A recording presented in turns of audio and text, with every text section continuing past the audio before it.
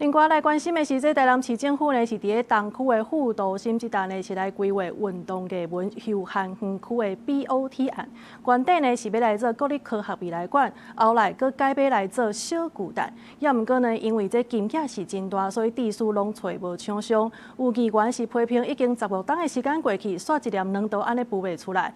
也那市政府是回应讲，今年3月会佫重新招标。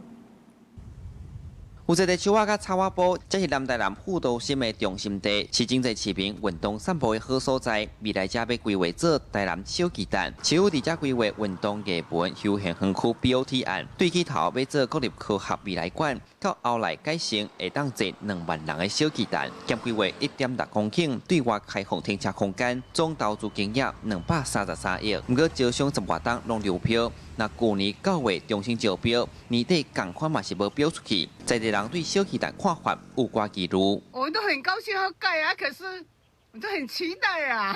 你们是我做赞同的，因为小巨蛋去了吼，阮专门力敢若有新着3项尔，交通塔啊，就是建设啦，来就是噪音啦。 但是我嘛是爱好去啊，因为台南市拢无小巨蛋，高雄已经有小巨蛋啦。南台南小巨蛋有这个计划15档啊，9档嘛是个无法度做。有名代购台中的巨蛋伫2024年动工，那附近的高雄演唱会一场过一场，闹热气气。早着结合商圈甲产业带动经济，是安怎台南到达无动无静、无消无息，难免互人真失望。15年孵不出一颗蛋。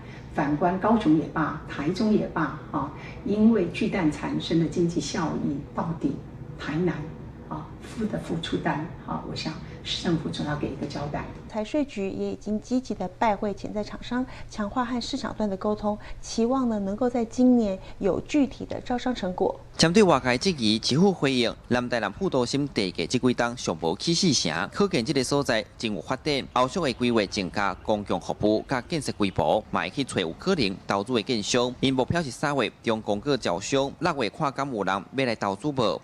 黄伟提市长希望伫伊落任之前，看敢会使完成签约，毋茫满足市民对小巨蛋的期待。记者苏台南采访报道。